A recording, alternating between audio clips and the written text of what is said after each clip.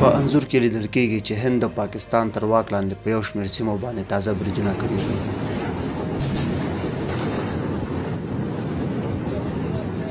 هند نن چهارشنبه اعلان وکړ چې د پاکستان تر واک لاندې د کشمیر په سیمه کې 9 ځایونه په پوځي برید کې په نښه کړي دي.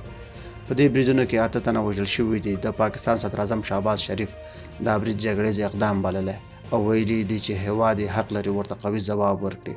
دواړو اټومي وسلې لرونکو ګاونډیانو ترمنځ کړکېچ هغه مهال زیات شو چې تېره میاشت په هند کشمیر کې د وسلوالو په یوه برید کې 26 تنه سیلانیان ووژل شول.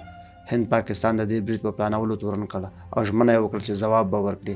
پاکستان بیا د اپریل په 22مه دې برید کې هر ډول دخالت رد کړ او چارواکو یې وویل چې هند پرې د بریدونو تابع نیولې ده. د پاکستان د پوځ د عامه اړیکو مشر جنرال احمد شریف تېره شپه په یوه خبري غونډه کې وویل چې هند په 6 سیمو کې 40 ځایونه په نښه کړي دي.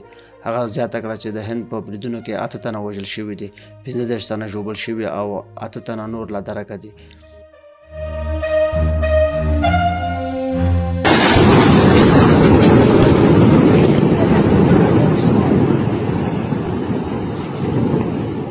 دغه پاکستاني نظامي چارواکي پرته له دې چې پوښتنو ته ځواب ووایي د خبري غونډې له پای ته رسېدو مخکې وویل پاکستان به د دې بریدونو ځواب ورکړي.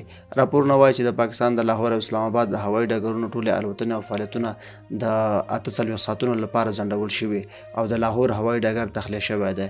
د هند پوځ په یوې اعلامیه کې ویلي چې د دوی ځواکونو 9 اهداف په نښه کړي دي. هغه سیمې چې د اعلامیې په وینا ورڅخه د هند پر وړاندې د ترهګریز بریدونه تنظیم شوي وو.